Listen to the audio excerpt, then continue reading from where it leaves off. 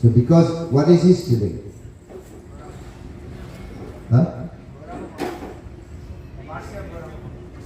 Yes, the mercy. He's stealing the mercy of Nityananda Prabhu. Because he was paying obeisances secretly from far. So you are a big thief, so you have to be punished. Because he was taking the mercy from a distance. So this festival is also called Danda. Danda Mahotsav. Danda means punishment.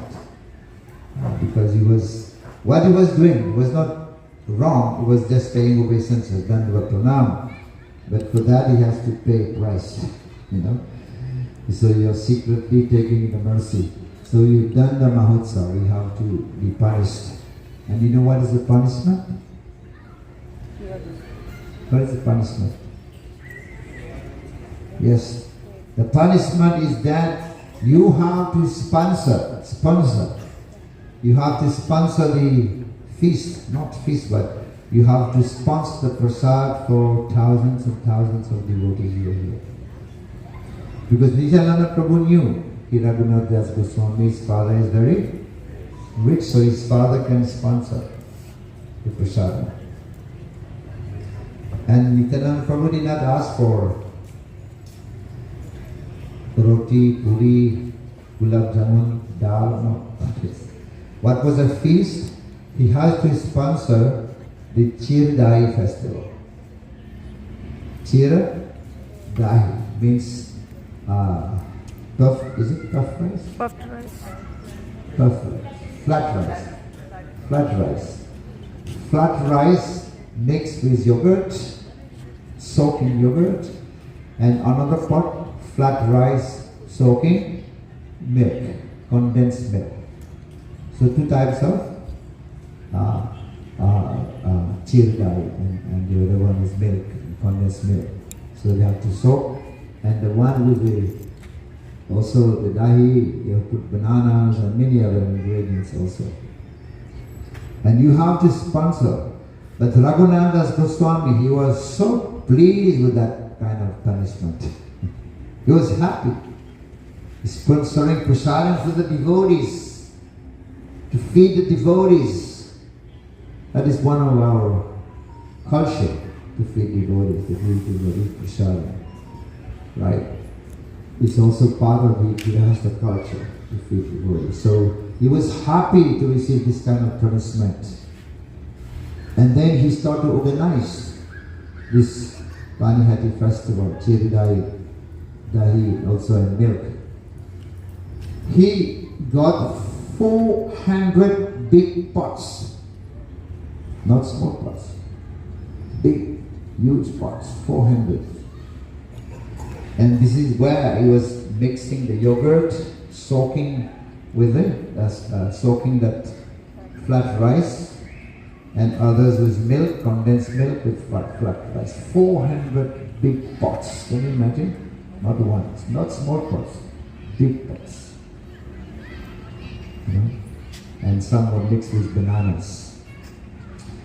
So Nityananda Prabhu was very, very pleased to see that. You see, what Nityananda Prabhu is doing is so merciful. He wants to distribute prasadam to the devotees. There's a relationship. God has a relationship with devotees. I was telling, when was that? This morning in class, that the karmis, the materialistic people, their relationship with God is lost. Relationship with God is, the jnanis, they deny relationship. They deny. They don't in favor of relationship with God. They deny relationship. The jnanis, personals. And the yogi's relationship with God is through Paramatma. Right? That only devotees, Vaishnava's relationship, they are with Supreme Personality of God, Krishna. Is that relation? That is exchange of love between devotees and the servant of the Lord. Loving relationship. Right? So this is why Nityananda Prabhu, although he is also God, but he is Sevak Bhagwan. What is it? Sevak Bhagwan. Balaram is Sevak Bhagwan. Krishna is Savior Bhagwan. Savior means one who need to be served. Sevak means the servant of the Lord. Is Bhagwan himself, but is also Sevak, servitor. So he was very pleased, and then this festival started, and there were so many people and so much of Chirdhai, and then people start coming, thousands and thousands and thousands of people start to show up. There was not even places to stand, on the ground. It is explained some of the people, they have to enter the Ganga, the water, halfway. Yeah, because there was no space. Right? So here we have lots of space. But that time when Nityananda Prabhu, Raghunath Das Goswami ordered for that, there was no space, they were all standing in the water, halfway. And some were not given places in the water, they were standing in the trees, on the trees. To honor the Chirdhai. So then they started to distribute, many people distributing this, and each devotee got 2 pots. I don't know what size was it, maybe bigger. 2.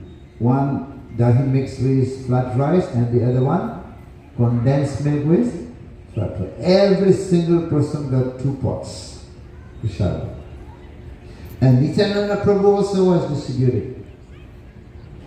Don't think that he was sitting and just eating. He was also distributing to all of them.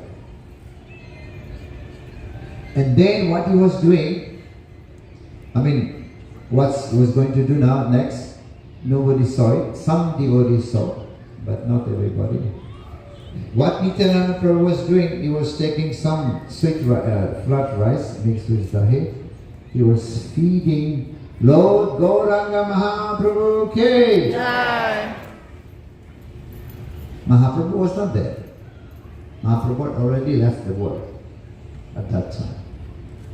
But by his mercy, by his prayers, he invoked, Nityananda Prabhu invoked the presence of Gauranga Mahaprabhu was also there.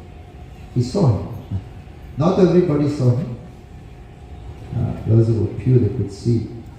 What Nityananda Prabhu was doing, he was taking from each pot, he was feeding Chaitanya Mahaprabhu.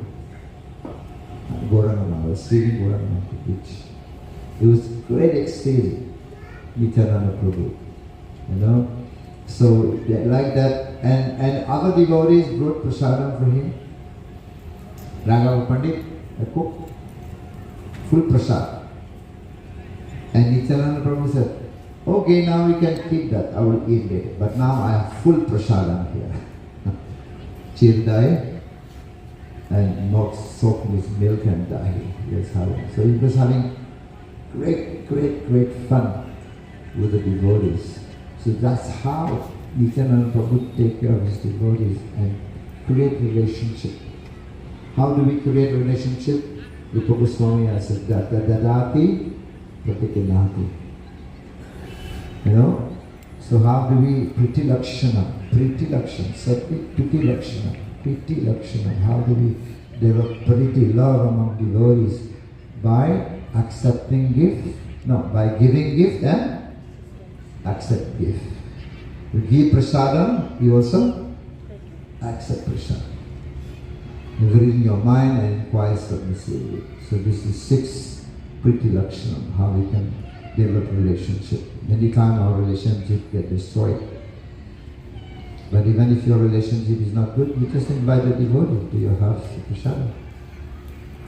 Right? And that will make the relationship better. So this is Nityananda Prabhu, who is more merciful than Gauranga Mahaprabhu. So Nityananda Prabhu one time, what he did? Just to attract event, he was attracting everybody. The scholars, the most sinful person like Jagayan, Madai, And he wanted to attract the chore, the thief towards Gauranga Mahaprabhu. What he did, Nityananda Prabhu, he's been wearing costly jewelry, very costly, gold, diamonds, and costly dresses, and mukut full of gold and diamonds, everything he was wearing that. And then one time the chore, they saw him. And they wanted to loot, they wanted to arrest, takes away everything from him. And then Nityananda Prabhu was at home. He was having prasadam, and devotees were doing kirtan. So the thieves, they came just to spy, and they saw that he's not still sleeping. And then they went back to the thief, to the chief of the gundas. That we cannot go now because they are doing kirtan, he's not sleeping, he's eating. And then they camped there in the night under the tree. What happened? Whole night they fell asleep. The gundas, they fell asleep. And then morning they got up at 10 o'clock.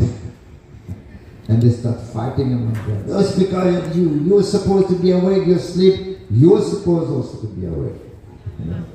They were conflicting among each other. Then they say, okay, maybe we have not worshipped Chandi Devi, Kalima properly, so we have to worship her properly. Then our mission will be successful. So the next day they went again to check what is Nityananda Prabhu doing. When they went there, they saw big bodyguards, 15 feet, and doing sentry, back and forth. And each bodyguard is enough, can kill about 100 people. So powerful. And then the thieves, they went back again, no, today we cannot go. And third night they want to go and loot. And when they went, while they were going, there was a big storm, lightning, thunder, rain. And because of that lightning, they all became blinded. And they fell down in the mud, and there were thorns and scorpions started to bite them. And they were screaming like anything, full of pain. At the end they realized that Nityananda Prabhu must be the Supreme Lord. They came and begged for forgiveness. They came and surrendered to Nityananda Prabhu. Please forgive us. Now we know who you are. And they were surrendered, they became his followers. How did he do that? By wearing costly jewelry. So he tried all means to attract the people towards Krishna, towards Gauranga Mahaprabhu. He even delivered Jagaya. Madai, they were sinful people, these two. They were drunk. Nityananda Prabhu came, please chant Hare Krishna.